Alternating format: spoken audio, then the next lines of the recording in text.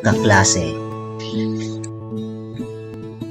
Sila yung mga taong nakakasama mo sa pagpasok sa eskwela. Mga taong di mo nais makasama pero itinadhana para makilala. Naaalala niyo pa ba kung saan tayo nagsimula? Kung paano tayo nabuo bilang pamilya? Yung sobrang saya pag tayo'y sama-sama? Sama-sama sa kulitan, tawanan, asaran, at sayawan. Na kung saan, sama-sama tayong nagsasaya habang nalilimutan natin sandali ang ating mga problema. Nakakalungkot mang isipin na hindi na tayo nagkasama ng matagal dahil sa isang pandemya.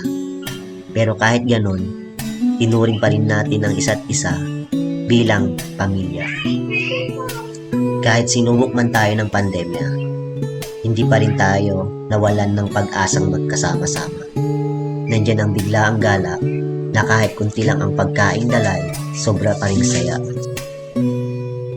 Naalala niyo pa ba nung tayo gumawa ng music video na nagbigay ng mga di malilimutang alaala? Alaalang babaunin natin hanggang sa pagtanda.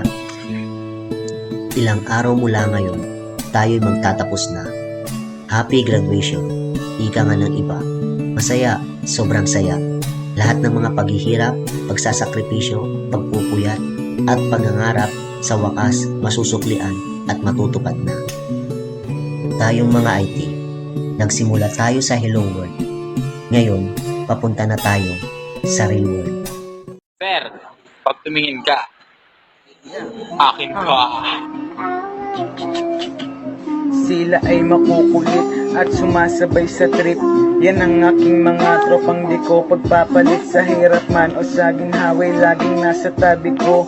Kaya tinuring kong pangalawang pamilya ko. Sa katangahan, kasiyahan, laging kasama ko. Makasama lang kahit saglit, buo na araw ko.